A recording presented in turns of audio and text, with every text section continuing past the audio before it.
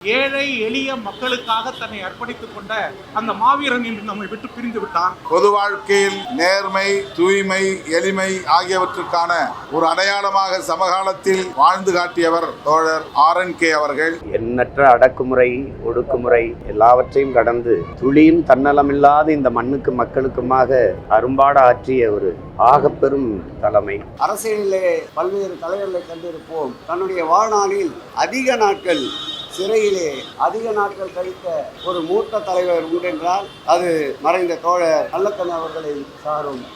தோழர் நல்லக்கண்ணு நேர்மையின் கடைசி அத்தியாயம், தியாகத்தின் கடைசி அத்தியாயம், எளிமையின் கடைசி அத்தியாயம். கட்சி மீது 1 கோடி ரூபாய் அந்த பணத்தை கட்சிக்கே திருப்பி கொடுத்த மகான் ஐயா நல்லக்கண்ணு அவர்கள். இந்திய கம்யூனிஸ்ட் கட்சியின் முதுபெரும் தலைவர், இந்திய விடுதலை போராட்ட வீரர், தகைசால் தமிழர் ஐயா RNK அவர்களின் மறைவு பாட்டாளி வர்க்கத்திற்கு நேர்ந்த பேரிழப்பாகும். 100 ஆண்டுகள் நிறைவாழ்வு வாழ்ந்தவர் என்றாலும் கூட அவருடைய மறைவை நம்மால் ஏற்க இயலவில்லை, நெஞ்சு கணக்கிறது. பொது வாழ்க்கையில் நேர்மை, தூய்மை, எளிமை ஆகியவற்றுக்கான ஒரு அடையாளமாக சமகாலத்தில் வாழ்ந்து காட்டியவர் தோழர் RNK அவர்கள். ஏறத்தாழ 30 ஆண்டு காலம் அவரோடு நெருங்கி பழகக்கூடிய வாய்ப்பு, களத்தில் கைகோர்த்து நிற்கக்கூடிய வாய்ப்பு கிடைத்தது. இவரை போல் இத்தகைய ஒரு பேராளுமை இனி எக்காலத்தில் வாய்க்கும் என்று ஏங்கத்தக்க வகையிலே நம்மை விட்டு அவர் பிரிந்திருக்கிறார். விடுதலை சிறுத்தைகளின் மீது பேரன்பை பொழிந்தவர், தனிப்பட்ட முறையிலே என் மீது மிகுந்த வாஞ்சை கொண்டிருந்தவர், ஊக்கப்படுத்தியவர். அவர் இளைய தலைமுறையினருக்கு ஒரு மகத்தான சான்றாக வாழ்ந்து காட்டிய பெருமைக்குரியவர். அவரால் இன்றைக்கு அரசியல் களத்தில் ஏற்பட்டிருக்கிற வெற்றிடத்தை காலத்தாலும் இட்டு நிரப்ப இயலாது. தமிழ்நாடு முதலமைச்சர் மாண்புமிகு அண்ணன் தளபதி ஸ்டாலின் அவர்கள் அவருக்கு அரசு மரியாதை வழங்கப்படும், செவ்வணக்கம் செலுத்தி வழி அனுப்புவோம் என்று அறிவித்திருப்பது ஆறுதல் அளிக்கிறது. தமிழக அரசின் உயரிய விருதான தகைசால் தமிழர் என்கிற விருதினை வழங்கி சிறப்பித்தார். அதைப்போல இந்திய ஒன்றிய அரசு அவருடைய ஈகத்தை போற்றும் வகையிலும், விடுதலை போராட்டத்தில் அவர் ஆற்றிய பங்களிப்பை போற்றும் வகையிலும் அவருக்கு பாரத ரத்னா விருது வழங்கி சிறப்பிக்க வேண்டும் என்றும் விடுதலை சிறுத்தைகள் கட்சியின் சார்பில் வேண்டுகோள் விடுக்கிறோம். அவரை இழந்து வாடுகிற குடும்பத்தினருக்கும், உற்றார் உறவினர்களுக்கும், செங்கொடி இயக்க தோழர்கள் யாவருக்கும் எமது ஆழ்ந்த இரங்கலை தெரிவித்துக் கொள்கிறோம். நம்மை விட்டு போய்விட்டது. இவர் வாழ்ந்த காலத்தில் நாமெல்லாம் வாழ்ந்தோம் என்பது மிகப்பெரிய பெருமை. இன்னொரு நல்லக்கண்ணு பேரு கேட்டார்கள் ஒரு மிகப்பெரிய ஒரு வரலாற்றை உருவாக்கிவிட்டு சென்றுள்ளார். அவர் வழியில் நாம் எல்லோரும் நேர்மையுடன், எளிமையாகவும், அதே நேரம் அவர் கொள்கை பிடிப்பை கையிலேந்தி பாடுபடுவோம். அவருக்கு நக்கீரன் குடும்பத்தின் ஆழ்ந்த இரங்கல். தோழர் நல்லக்கண்ணு நேர்மையின் கடைசி அத்தியாயம், தியாகத்தின் கடைசி அத்தியாயம், எளிமையின் கடைசி அத்தியாயம். கட்சி மீது 1 கோடி ரூபாய் கட்சி நிதியாக அவர்கள் கொடுத்த போதும் கூட அந்த பணத்தை கட்சிக்கே திருப்பி கொடுத்த மகான் ஐயா நல்லக்கண்ணு அவர்கள். தமிழக அரசின் உயரிய விருதான தகைசால் விருதின் இன்றைய தமிழக அரசியலின் ஒரு ஆச்சரியம். 101 வயதை கடந்து இன்றைக்கு நம்மை விட்டு மறைந்திருக்கின்றார். அவருடைய இறுதி நாட்களில் கூட இன்றைய முதலமைச்சர், திராவிட முன்னேற்ற கழக தலைவர் அவரை நேற்றைக்கு முன்தினம் கூட மருத்துவர்களை அணுகி அவரை பார்த்துவிட்டு இன்னும் அவர் நீண்ட காலம் வாழ வேண்டும், தமிழகத்தில் எதிர்கொள்ள வேண்டிய பல்வேறு மதமாச்சரிய அரசியலுக்கு ஒரு சிம்ம சொப்பனமாக திகழ்கின்ற நேர்மையின் முழு உருவம் இன்னும் சில காலம் தமிழகத்தில் இருக்க வேண்டும் என்ற ஒரு நம்பிக்கையோடு மருத்துவ குழுவினரோடு நேற்றைக்கு முன்தினம் கூட மருத்துவமனைக்கு வருகை தந்து மருத்துவர்களோடு கலந்து ஆலோசித்தார். அரசியலிலே பல்வேறு தலைவர்களை கண்டிருப்போம். தன்னுடைய வாழ்நாளில் அதிக நாட்கள் சிறைச்சாலையிலே அதிக நாட்கள் கழித்த ஒரு மூத்த தலைவர் உண்டென்றால் அது மறைந்த தோழர் நல்லக்கண்ணு அவர்களை சாரும். அவருடைய கொள்கைகள் நாட்டிலே மதவாதத்திற்கும் இனவாதத்திற்கும் பிளவு சக்திகளுக்கும் இடமில்லை என்பதை அவர் மறைந்த இத்தருணத்தில் அவர் உயர்த்தி பிடித்த அந்த தியாக தீபத்தை கம்யூனிஸ்ட் இயக்க தோழர்களும் இன்றைக்கு மாண்புமிகு தமிழக முதல்வர் தலைமையில் அமைந்திருக்கின்ற இந்த கூட்டணியும் உயர்த்தி பிடிக்கும். அவர் நினைவு என்றென்றும் தமிழகத்தில் நீக்கமற நிறைந்திருக்கும். அவர் புகழ் எந்நாளும் இந்த தமிழ் மண்ணில் பட்டொலி வீசி பறந்து கொண்டிருக்கும். ஐயா நல்லக்கண்ணு அவர்கள் மறைவு என்பது இன்றைக்கு தமிழகத்தில் வாழும் தமிழர்கள் அனைவருக்கும் மிகப்பெரிய ஒரு ஏமாற்றமான செய்தியாக. ஐயா நல்லக்கண்ணுவை போல் ஒரு அரசியல் தலைவர்கள் நமது நாட்டில் இன்னும் நிறைய வேண்டும் என்பதற்கு உதாரணமாக வாழ்ந்து மறைந்த மாபெரும் தலைவர். கபில் இயக்கத்தில் இருந்தாலும் கூட எல்லா மக்களையும் அனுசரித்து எல்லா கட்சி தலைவர்களிடமும் சகோதரனை போல பழகுவதற்கு அவர் ஒரு உதாரணமாக இருந்தவர். பகைசால் தமிழர் விருதை பெற்றவர். அதன் மூலம் தமிழ்நாடு அரசாங்கம் கொடுத்த 10 லட்சம் ரூபாயையும் திருப்பி அரசாங்கத்துக்கே கொடுத்த பகைசால் தமிழர் பெருந்தலைவர். தனக்கு அரசாங்கம் எப்பொழுதெல்லாம் நிதி கொடுக்கிறதோ அதையெல்லாம் உடனடியாக திருப்பி கொடுத்தவர். தூய வாழ்க்கையை மேற்கொண்டவர். இன்னும் சொல்லப்போனால் எனக்கு மிக மிக நெருக்கமானவர். திருத்துறைப்பூண்டி அண்ணன் பழனிசாமி அவர்களும் ஐயா நல்லக்கண்ணு அவர்களும் எப்பொழுதெல்லாம் திருநெல்வேலிக்கு வருகிறார்களோ அப்பொழுதெல்லாம் கட்சி மனமாச்சரியங்கள் இருந்தாலும் கூட, கூட்டணி இருந்தாலும் இல்லாவிட்டாலும் கூட உங்கள் வீட்டுக்கு வருகை தந்து ஒரு உறவினர் போல உறவினர் தான். அந்த அளவுக்கு மிகப்பெரிய பண்பாட்டுக்குரிய ஒரு மிகப்பெரிய ஐயா நல்லக்கண்ணு அவர்களுடைய மறைவு என்பது தமிழ் சமுதாயத்திற்கும் அவர்கள் சார்ந்த இயக்கத்திற்கும் மிகப்பெரிய பெயர் இழப்பாக நாங்கள் கருதுகிறோம். தமிழக பாரதிய ஜனதா கட்சியினுடைய சார்பாக நானும் மத்திய இணையமைச்சர் மாண்புமிகு எல் முருகன் அவர்களும் அவர்களுக்கு எங்களுடைய மரியாதையை நாங்கள் எடுத்து வந்திருக்கிறோம். அவர்கள் ஆத்மா சாந்தி அடைய இறைவனை வேண்டுகிறோம்.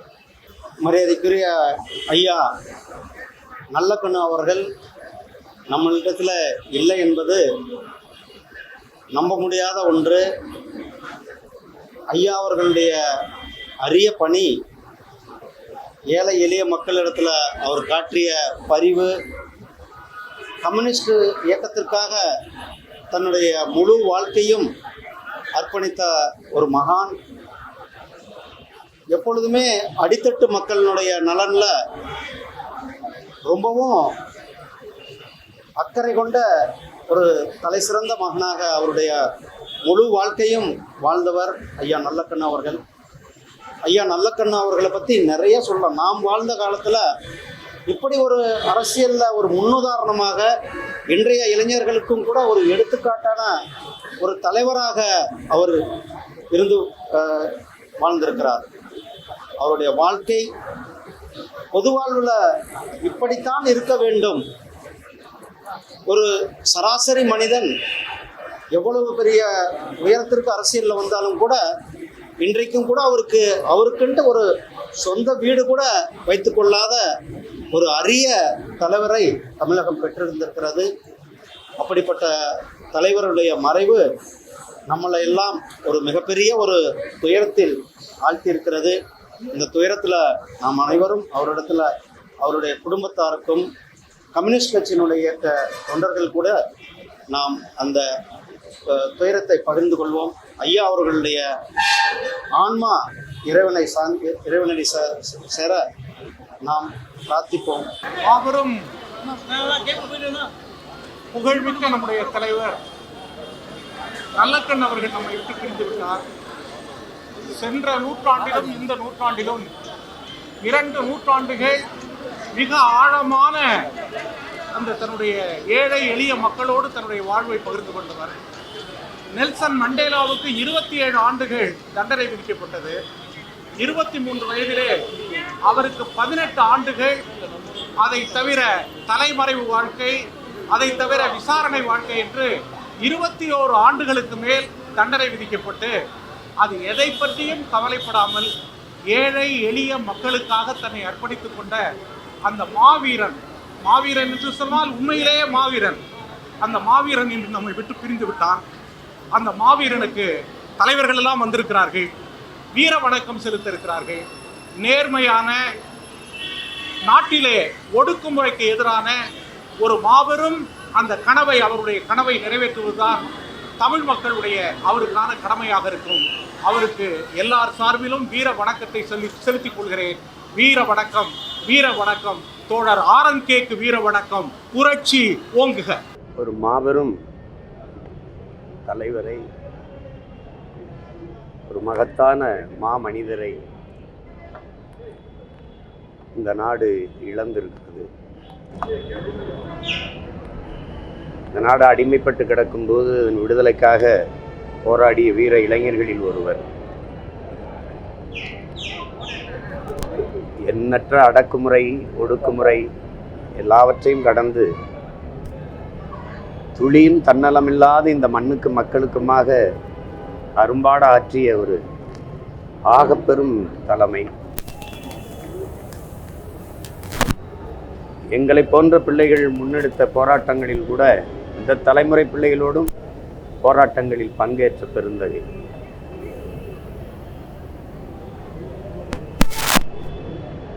எவராலும் குறை சொல்ல முடியாத ஒரு மனித புனிதர். அவர் நம்மோடு இல்லை என்பதை நினைக்கும்போது மிகுந்த மன வலியாக இருக்கிறது. பல நினைவுகள், அவரோடு நாங்கள் நெருங்கி பழகிய காலங்கள், ஒரு 100 ஆண்டு கால வரலாறு.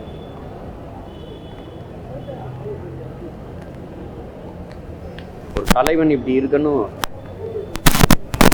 இனிமையாக, நேர்மையாக, தூய்மையாக தலைவன் இப்படி இருக்கணுங்கிறதுக்கு ஒரு சான்று.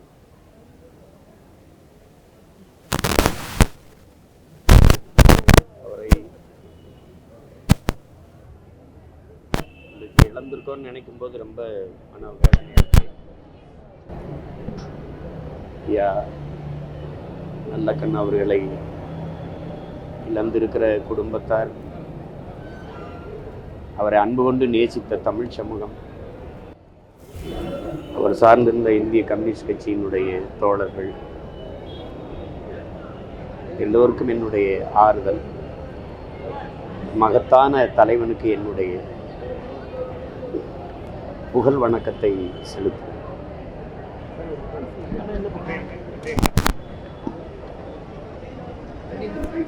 அரசு மரியாதை கேட்டு கொடுக்கறதில்ல, அவருக்கு கொடுக்கணும். தன் உடலை கூட கொடையாக கொடுத்துருக்கிறார் அந்த மருத்துவமனைக்கு.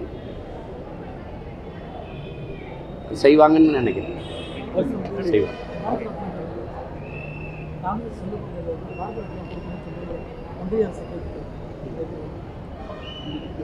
கொடுக்கணும். நாட்டு விடுதலைக்காக போராடியவர் கொடுக்கணும். அவங்க செய்வாங்களான்னு தெரியல. என்ன அவங்களுக்கு தெரியும், எங்கள் பாட்டை நாட்டு விடுதலைக்கு செக்கிழுத்தவனுக்கே கொடுக்கல. விடுதலை பாவலன் பாரதி நம்ம பாட்டேன் அவனுக்கே கொடுக்கல. அதனால அந்த விருது மேலே எங்களை போன்ற பிள்ளைகளுக்கு மதிப்பு இருக்கிறது இல்லை. உங்களுக்கு புரியுது. விளையாட்டு வீரர் சச்சின் டெண்டுல்கருக்கு கொடுத்த விருதை விடுதலை போராட்ட வீரர்களுக்கு கொடுக்கல அப்படின்னு நினைக்கும்போது அந்த விருது மேலே நமக்கு மதிப்பு இல்லை. அது பேசி பயனில்லை. அனைவருக்கும் வணக்கம். இந்திய கம்யூனிஸ்ட் கட்சியின் முதுபெரும் தலைவர், தமிழ் நிலப்பரப்பின் பேரன்பு தலைமகன், நீண்ட நெடுங்கால பொது வாழ்வில் உழைப்பாளிகளுக்கும் ஒடுக்கப்பட்ட மக்களுக்குமாக தன் வாழ்வை நிறைவு செய்த, வாழ்நாளெல்லாம் நாட்டுக்காகவும் எளிய மக்களுக்காகவும் சிந்தித்த பேரன்பு தோழர் நல்லக்கண் அவர்கள் தன் சிந்தனையை நிறுத்தி கொண்டார். இந்திய கம்யூனிஸ்ட் கட்சி அவருக்கு தனது நூற்றாண்டு கால பதாகையை தாழ்த்தி செவ்வஞ்சலி செய்கிறது. உலகத்தில் வெள்ளற்கரிய மகத்தான பாட்டாளி வர்க்க சர்வதேசம் என்கிற விடுதலை பதாகையை சுமந்து வாழ்நாளெல்லாம் களமாடியவர், சிறையேகியவர், சதி வழக்குகளை சந்தித்தவர், சித்திரவதைகளை அனுபவித்தவர், தலைமறைவு வாழ்வு வாழ்ந்தவர், ஆக பெரும் புகழ் வாழ்வு வாய்ந்த புகழ்பூத்த தலைவருக்கு நாங்கள் செவ்வஞ்சலி செய்கிறோம். அவர் கண்ட சமதர்ம சமூகத்தை படைக்க தமிழ் மண்ணில் அவர் நேசித்த இந்திய கம்யூனிஸ்ட் கட்சியை கட்டி வளர்க்க அவரது நினைவாக நாங்கள் சபதம் ஏற்கிறோம். இந்திய கம்யூனிஸ்ட் கட்சியின் மூத்த தலைவர்கள் தோழர்கள் முத்தரசன், சுப்புராயன், பழனிசாமி, பெரியசாமி, இன்னும் பல்வேறு மூத்த தலைவர்கள், டாக்டர்கள், நாடாளுமன்ற சட்டமன்ற உறுப்பினர்கள் என அனைவரும், தொண்டர்கள், தோழர்கள் என மாவட்ட செயலாளர்கள் அனைவரும் கூடி நின்று அவரது நல்லுடலை கட்சியின் அலுவலகத்தில் இன்று மாலை சரியாக 5 மணிக்கு வைப்பதென்று முடிவு செய்திருக்கிறோம். பொதுமக்கள் பார்வைக்காக மறுநாள் பிற்பகல் 3 மணி வரை அது கட்சியின் தலைமை அலுவலகம் பாலநிலத்தில் வைக்கப்படும். பின்னர் பொதுமக்களின் மரியாதைக்கு பின்னர் 3 மணிக்கு அங்கிருந்து 3 மணி வரை வைக்கப்படும். பின்னர் 3லிருந்து 5 மணிக்குள் தமிழகம் முழுவதும் இருந்து வந்திருக்கிற கட்சி தோழர்களின் அணிவகுப்போடு, இந்திய கம்யூனிஸ்ட் கட்சியின் செந்தொண்டர்களின் அணிவகுப்போடு அவரது நல்லுடல் புகழுடல் ராஜீவ்காந்தி தலைமை மருத்துவமனையிடம் சென்னை மருத்துவக் கல்லூரியில் ஒப்படைக்க இருக்கிறோம். அவரது உடல் ஏற்கனவே எழுதி வைத்தபடி அவரது உடலை வழங்கியிருக்கிறார். ஆய்வுக்காக, மருத்துவ ஆய்வுக்காக வழங்கியிருக்கிறார்.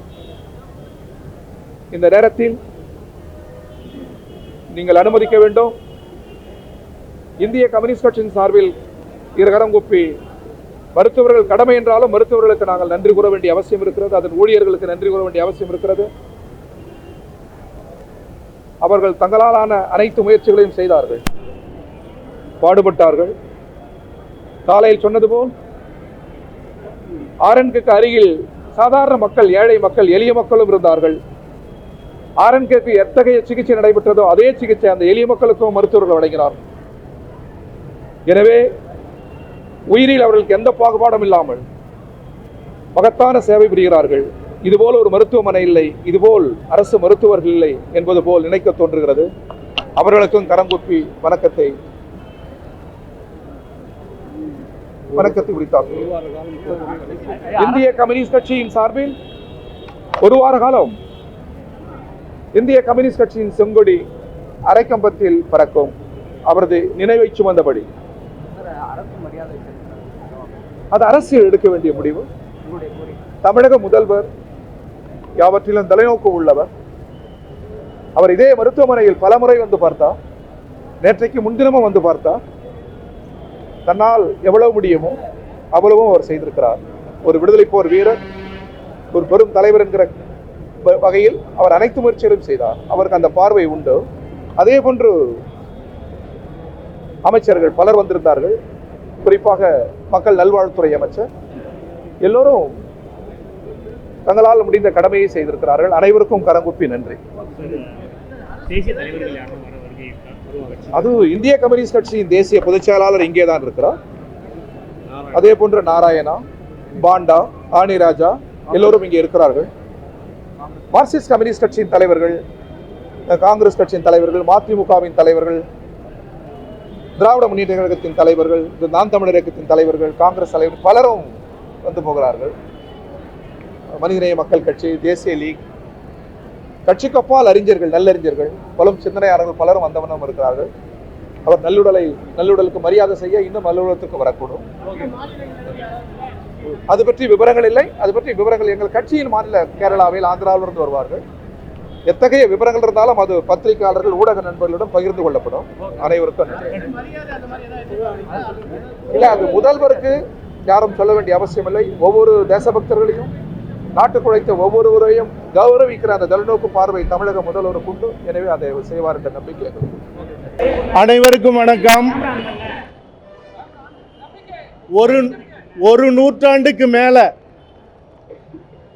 தன்னலமற்று எந்த விதமான சுயநலமும் இல்லாம இந்த மண்ணுக்காக, இனத்துக்காக தன்னுடைய சிறு வயதிலேயே இந்திய ஒன்றியத்தின் சுதந்திர போராட்டத்தில் சமரசமற்ற தன்னுடைய பங்களிப்பை செலுத்தி, அதுவும் ஒரு அமைதி வழியில் போராடின இயக்கங்களோடு இல்லாமல் ஆயுதம் தூக்கி போராடின ஐயா நல்லக்கண்ணு அந்த சுதந்திர போராட்டத்திலே சிறைபிடிக்கப்பட்டு அவர் அந்த இளைஞனாக இருக்கும்போதே அவருடைய முடிகளை, அவருடைய மீசையை ஒவ்வொன்றாக பிடுங்கி அவருடைய நகங்களை, விரல்களை சிதைச்சு அப்படி தன்னுடைய உயிரை பற்றி கூட கவலைப்படாத இந்த மண்ணின் சுதந்திரத்துக்காக போராட தொடங்கி, அதன் பிறகு கம்யூனிஸ்ட இயக்கங்களில் தன்னை முழுவதுமாக தன்னை அர்ப்பணித்து அதிலையும் எண்ணற்ற போராட்டங்கள், தலைமறைவு வாழ்க்கை, இப்படி ஒரு நூற்றாண்டு இந்த உலகத்தில் எங்க தேடினாலும் கிடைக்காத இப்படி ஒரு மாமனிதர், ஒரு அற்புதமான மனிதர். அவர் 50,000 ஆண்டுகள் வரலாறு கொண்ட எங்களுடைய தமிழினத்தில் தோன்றி இப்படி வாழ்ந்து சுயநலமற்று வாழ்ந்த அந்த மனிதர், நூற்றாண்டை கடந்த வாழ்ந்த மனிதர். இனி எந்த நூற்றாண்டிலையும் இப்படி ஒரு மனிதர் இந்த உலகத்தில், இந்த பூமி பந்தில் தோன்ற முடியாதுங்கிற அளவுக்கு வாழ்ந்த ஐயா நல்லக்கண்ணு அவர்கள் இன்னைக்கு நம்மளை எல்லாம் விட்டு மூச்சை நிறுத்தி கொண்டார். ஸ்ரீவைகுண்டத்தில் ஒரு சின்ன கிராமத்தில் பிறந்தவர். அதாவது அவருடைய நூற்றாண்டு விழாவை என்னுடைய நண்பர் தயாரிப்பாளர் மணிவண்ணன் அவர்கள் ஒரு பிரம்மாண்ட அளவில் நடத்தினார். முதலமைச்சர் அவர்கள் உள்ளிட்ட இந்தியாவினுடைய பேராளுமைகள் அத்தனை பேரும் கலந்துக்கிட்டாங்க. அப்போ எல்லாரும் நாங்கள் வச்ச கோரிக்கை, அந்த ஸ்ரீவைகுண்ட அந்த கிராமத்தில் இருக்கிற அரசு சுகாதார நிலையம், மருத்துவமனைக்கு ஐயாவோட பெயரை வைக்கணும்னு கோரிக்கை வச்ச எண்ணற்ற கோரிக்கை இல்லை. முதல் கோரிக்கையாக மரியாதைக்குரிய முதலமைச்சர் மு க ஸ்டாலின் அவர்கள் உடனடியாக நிறைவேற்றுறோன்னு சொன்னாங்க. அது அவருடைய கவனத்துக்கு அவர் சொல்லி அது நடக்கலையா, இல்லை இன்னும் அது போய் சேரலையான்னு தெரில. இன்னும் அந்த சுகாதார மையத்துக்கு ஐயா நல்லக்கண்ணு அவர்கள் பெயரை இன்னும் வைக்கல அப்படிங்கிறது கொஞ்சம் அதை இனிமேலாவது செய்யணும். தவிரவும் ஐயா அவர்கள் அதாவது அவருக்கு ஒரு மணிமண்டபம் இந்த அதாவது தேர்தல் வர்றதுக்குள்ளாகவே அந்த இடத்தை ஒதுக்கிடணும். ஏன்னா நாளைக்கு தேர்தல் வந்ததுக்கு அப்புறம் அது மறக்கப்படலாம், அல்லது இவர்களோ வேறு எவர்களோ வைக்கும்போது மறுபடியும் போய் கேட்கறதுக்கு கம்யூனிஸ்ட் கட்சி கேட்டால் மகிழ்ச்சி, ஆனால் கேட்க முடியாத ஒரு நிலை ஏற்படும் போது அது நடக்காம போயிடும். அதனால உடனடியாக ஐயா அவர்கள் மணிமண்டபத்துக்கு கட்டுறதுக்கு அரசு உடனடியாக பாலன் இல்லத்துக்கு போறதுக்குள்ளாக அதை அவர்கள் அரசு உறுதிப்படுத்தணும், முதல்வர் உறுதிப்படுத்தணும். தவிரவும் ஐயா அவர்கள் தன்னுடைய உடலை இந்த மருத்துவக் கல்லூரி மாணவர்களுக்காக எழுதி வச்சிருக்காரு. நாங்கள்லாம் கேட்டுக்கிட்டோம். ஐயா டி ராஜா அவர்கள் இன்னும் மற்ற கம்யூனிஸ்ட் கட்சியினுடைய தலைவர்கள்லாம் இருக்கும்போது நான் கேட்டேன், என்னுடைய கோரிக்கையாக வச்சேன். ஐயா அவர்கள் தன் உடலை கொடுத்துருக்கலாம், ஆனால் நாளைய தலைமுறை 100 ஆண்டு வரைக்கும் ஒரு மனிதர் இப்படி நேர்மையோட அர்ப்பணிப்போட வாழ்ந்தார்னு சொன்னா இன்னும் 100 ஆண்டு கழிச்சு வர்ற இளைய தலைமுறை ஒரு காலமும் ஒத்துக்க மாட்டான். நீங்க என்ன சத்தியம் பண்ணாலும் ஒத்துக்கவே மாட்டாங்க.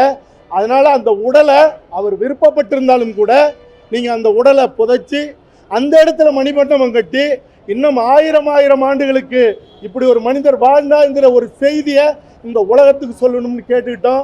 அப்போ இருந்தவங்க ஒரு சிலர் சொன்னாங்க, ஐயா விருப்பத்துக்கு எப்படி மாறா இருக்கிறதுன்னு. நியாயமான கேள்வி. நீங்கள் கொடுங்க, மருத்துவ மாணவர்கள் அறுவை சிகிச்சை செய்யட்டும், முக்கியமான உறுப்புகள் கூட ஆய்வுக்கு எடுத்துக்கிட்டோம். ஆனால் அந்த உடலை, அந்த வித்துடலை அந்த நினைவு மண்டபத்தில் நீங்கள் விதையாக விதைச்சாதான் இந்த தமிழினத்தில் இப்படி 1000 ஆண்டுகளில் எத்தனை 1000 ஆண்டு காலம் ஆனாலும் ஒரு நேர்மையோடு தன் உடல் பொருள் ஆவி முழுக்க வாழ்ந்து மறைஞ்ச ஐயா நல்லக்கண்ணு அவர்கள் இப்படி வாழ்ந்தார், இந்த இனத்தில் பிறந்தார்னு உலக மாந்தர் இனம் அது நாளைக்கு கடைபிடிப்பதற்கு ஒரு வழியாக அமையும். அதே போல் நாங்கள் ஒரு கேமரா வாங்கி அவர் அமெரிக்கா போன போது அவர் ஒரு ஆவணப்படம் எடுக்கணும்னு மாசக்கணக்கில் போய் கெஞ்சினோம். அவர் சொன்னார், என்னை காட்டி என்னையா செய்ய போகிறீங்க, அதெல்லாம் தேவையில்லை அப்படின்னாரு. இல்லையா இப்படி சொன்னால் நம்ப மாட்டாங்கன்னு கெஞ்சினேன் ஒரு இயக்குனரா. அப்போ அவர் சொன்னார், ஒருபோதும் நான் ஒத்துக்க மாட்டேன்னு கடைசி வரைக்கும் மறுத்துட்டார். கடைசியாக தான் அந்த 100ஆண்டு விழாவில் ஒரு பாடல் பண்ணினேன். இளையகம்மன் எழுதி மரியாமன் அவர் இசையமைச்சு சைந்தவி பாடின பாடல். அந்த பாடலை உங்களுக்கு நான் பகிர்றேன். எதுக்கு சொல்கிறேன்னா, ஒரு ஒரு ஒரு ஒரு ஒரு ஒரு வழியும் ஒன்று பகிர்ந்துக்கணும்னு நினைக்கிறேன். ஒரு 100 வயது வரைக்கும் வாழ்ந்து இந்த மண்ணுக்காக அர்ப்பணித்தவர். கோயம்புத்தூரில் அவர் விரும்பல நிற்கிறதுக்கு கட்டாயப்படுத்தி நிற்க வச்சு இந்த தமிழ் சமூகம் அவருக்கு ஒரு பெரிய வழி கொடுத்து தோல்வியை கொடுத்தது. ஆக இப்படியெல்லாம் வாழ்ந்து கூட இந்த சமூகம் என்னை புரிஞ்சுக்கல, எதுக்கு என்னை பற்றி தெரிஞ்சுக்கணும்னு கூட ஒரு வழி இருந்திருக்கலாம். ஏன்னா நாங்களும் அந்த போராட்ட காலத்தில் நின்று எங்களையும் அவமானப்படுத்தின நிலையில் எங்களுக்கும் அந்த வழி இருக்குது. ஆனாலும் கூட தமிழக அரசு எல்லா நிலையிலும் பாடத்திட்டத்தில் ஐயா நல்லக்கண்ணு அவர்களை கொண்டு வரணும். ஐயா அறுவை சிகிச்சை ஆய்வுக்கு பிறகு அந்த வித்துடலை புதைக்கணும். அந்த வைகுண்டம் அந்த ஊரில் இருக்கிற சுகாதார நிலையத்துக்கு இன்னைக்குள்ள முதல்வர் அவர்கள் பெயர் வைப்பது மட்டுமில்ல, அது ஒரு சின்ன இடம், அந்த இடத்துல நிறைய இடங்கள் இருக்கு, பெரிய மருத்துவமனை கட்டணும். இன்னும் இதெல்லாம் கூட ஒரு பெயர் தாங்கி இந்த மருத்துவமனை இருக்கும்போது எண்ணற்ற மருத்துவமனைகள் இருக்கு, சாலைகள் இருக்கு. ஐயா நல்லக்கண்ணு அவர்கள் பெயரை எங்கெங்கெல்லாம் வைக்கணுமோ தமிழினமும் வைக்கணும், அரசும் வைக்கணும். அந்த புகழும் பெயரும் அடுத்த தலைமுறைக்கு பாடமாக இருக்கணும்னு இந்த நேரத்தில் என் சார்பிலையும் தமிழக இளைய தலைமுறை சார்பிலையும் என்னுடைய தமிழ் பேரரசு கட்சி சார்பிலையும் நான் கேட்டுக்கிறேன், உங்கள் சார்பிலையும் கேட்டுக்கிறேன். நன்றி. இந்திய கம்யூனிஸ்ட் கட்சியின் மூத்த தலைவர், விடுதலை போராட்ட வீரர் கலைஞர் அவர்கள் முதலமைச்சராக இருந்த பொழுது அம்பேத்கர் விருதை பெற்றவர். தற்போது இருக்கிற முதலமைச்சர் அவர்களால் தகைசால் தமிழரை விருதை பெற்றவர். விடுதலை சிறுத்தைகள் கட்சியின் சார்பில் அம்பேத்கர் விருது பெற்றவர். இப்படி பல்வேறு சிறப்புக்குரிய தலைவர். 1925ஆம் ஆண்டு டிசம்பர் 26ஆம் தேதி பிறந்தார். அவர் பிறந்த ஆண்டு, பிறந்த மாதம், பிறந்த நாளும் இந்திய கம்யூனிஸ்ட் கட்சி பிறந்த ஆண்டு, பிறந்த மாதம், பிறந்த நாள் என்றும் ஒரே நாள் என்பது மிகப்பெரிய சிறப்பிற்குரியது. இளம் வயதில் 12-13 வயதில் படித்து கொண்டிருக்கிற பொழுது சுதந்திர போராட்ட வேட்கையின் காரணமாக அந்த போராட்டத்தில் மாணவரோடு சேர்ந்து பங்கு பெற்ற சிறப்புக்குரிய தலைவர். அதன் பிறகு தோழர் ஜீவா, தோழர் பாலதண்டாயுதம் போன்ற மாபெரும் தலைவர்கள், கம்யூனிஸ்ட் பேரியக்கத்தினுடைய தலைவர்களுடைய பொதுக்கூட்ட உரைகளை கேட்டு இந்திய கம்யூனிஸ்ட் கட்சியில் இணைந்து செயல்பட்டவர்.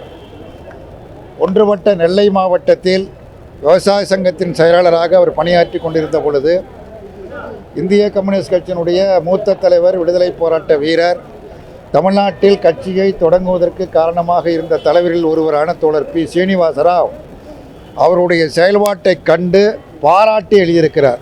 தோழர் சீனிவாசராவ் எந்த ஒரு தனி நபரையும் பாராட்டி எழுதியதாக நான் அறிந்த வரையில் கிடையாது.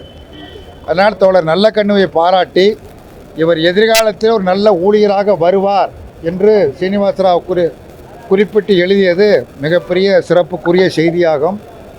அவருடைய போராட்ட வாழ்க்கையில் ஆயுள் தண்டனை பெற்றார். 2 ஆண்டுகளுக்கு மேலாக தலைமறைவாக இருந்து அரசியல் பணிகளை மேற்கொண்டார். அவர் தலைமறைவாக இருந்த பொழுதுதான் காவல்துறையினர் அவரை கைது செய்து விட்டார்கள். கைது செய்து மிக கடுமையான சித்திரவதைகளை வழங்கினார்கள். அதாவது மற்ற தலைவர்கள் எங்கே இருக்கிறார்கள் என்று காட்டி கொடுக்க வேண்டும், எங்கே இருக்கிறார் என்று சொல்ல வேண்டும். அதை சொல்ல மறுத்த காரணத்தினால் அவருடைய அகண்ட முகத்தில் இருக்கிற முடிகளை ஒவ்வொரு முடியாக காவல்துறை இழுத்து மிகப்பெரிய கொடுமை சித்திரவதைகளை செய்தார்கள். ஆனால் எதற்கும் அடிபணியாத, அஞ்சாத, துணிந்து அந்த அடக்குமுறைகளை எல்லாம் எதிர்கொண்டார். இந்திய கம்யூனிஸ்ட் கட்சியினுடைய மாநில செயலாளராக, தேசிய நிர்வாகக்குழு உறுப்பினராக, தேசிய கட்டுப்பாட்டுக்குழு தலைவராக பணியாற்றினார். விவசாய தொழிலாளர் சங்கத்தை தமிழ்நாட்டில் உருவாக்குவதிலும் அந்த சங்கத்தினுடைய பொதுச் செயலாளராக இருந்து பணியாற்றியதும் குறிப்பிடத்தக்கது. பணியாற்றியது மட்டுமல்ல, என் போன்ற பல ஊழியர்களை சங்கத்தில் உருவாக்கி தமிழகத்தில் ஒரு ஊழியர்களாக செயல்படுவதற்கான வாய்ப்பை ஏற்படுத்தி தந்தவரும் அவர்தான். குறிப்பாக இன்றைக்கு இந்திய கம்யூனிஸ்ட் கட்சியினுடைய பொதுச் செயலாளர் இருக்கிற தோழர் டி ராஜா, அவர் இல்லை என்றால் அவர்களது அரசியல் வாழ்க்கையே கிடையாது. அந்த அடிப்படையில் அவரை உருவாக்கியதில் மிகப்பெரிய பங்கு தோழர் நல்லக்கண்ணு அவர்களுக்கு உண்டு. பல பேரை உருவாக்கியிருக்கிறார். அவர் உருவாக்கிய யாரும் வீண் போகவில்லை, எல்லோரும் சிறப்பாக பணியாற்றி கொண்டிருக்கிறார்கள். அதே போல் அனைத்து அரசியல் கட்சி தலைவர்களோடும் மிக நெருக்கமான நல்ல உறவை கொண்டிருந்தார். அரசியல் வேறுபாடுகள் மற்றவையெல்லாம் ஒரு புறம் இருந்தாலும் கூட அவைகளை ஒரு புறம் ஒதுக்கி வைத்துவிட்டு நல்ல நட்போடு பழகியவர். எல்லா புத்தகங்களையும் நிரம்ப படிக்கக்கூடியவர், எழுதக்கூடியவர், நல்ல கவிதை எழுதுவார், ஏராளமான கட்டுரைகளை எழுதியிருக்கிறார், ஏராளமான புத்தகங்களை எல்லாம் அவர் தந்திருக்கிறார். அப்படிப்பட்ட மகத்தான தோழர் ராஜீவ்காந்தி அரசு மருத்துவமனையில் தொடர்ந்து சிகிச்சை பெற்று வந்த நிலையில் உண்மையிலே இந்த சந்தர்ப்பத்தில் ராஜீவ்காந்தி மருத்துவமனைய முதல்வர் அவர்களையும், இங்கே பணிபுரியக்கூடிய மருத்துவர்களையும், செவிலியர்களையும், மற்ற ஊழியர்களையும் வெகுவாக நான் பாராட்ட கடமைப்பட்டிருக்கின்றேன். உண்மையில் வேறு மருத்துவமனையில், ஒரு தனியார் மருத்துவமனையில் ஆர்என்கே இருந்திருப்பாரையானால் 6 மாதங்களுக்கு முன்னரே இறந்திருப்பார். ஆனால் இங்கே இருக்கிற மருத்துவர்கள் மிகப்பெரிய முயற்சி எடுத்து ஒரு சவாலாக அது மேற்கொண்டு அவர் எப்படியும் காப்பாற்ற வேண்டும் என்கிற பெருமுயற்சியை எடுத்தார்கள் என்பது மறுக்க முடியாத உண்மை. அவருடைய முயற்சி தோற்று போய்விட்டதுன்னு நான் சொல்ல மாட்டேன், வெற்றி பெற்றது. இருந்தாலும் இயற்கையின் அழைப்பை நிராகரிக்க முடியாது. இயற்கையோடு போராடி கொண்டிருந்தார். அந்த இயற்கையினுடைய அழைப்பை யாராலும் நிராகரிக்க முடியாது. அந்த அடிப்படையில் இன்றைக்கு அவர் இயற்கை எதிர்க்கிறார் என்பதை தெரிவித்து அவருடைய உடல் பாலன் இல்லத்தில் வைக்கப்படும். நாளை மாலை 3 மணி வரை பொதுமக்கள் அஞ்சலிக்காக வைக்கப்படும். பின்னர் அவரது உடல் மருத்துவக் கல்லூரி, அரசு மருத்துவக் கல்லூரி மருத்துவமனைக்கு தானமாக ஒப்படைக்கப்படும் என்பதை தெரிவித்துக் கொள்கிறேன்.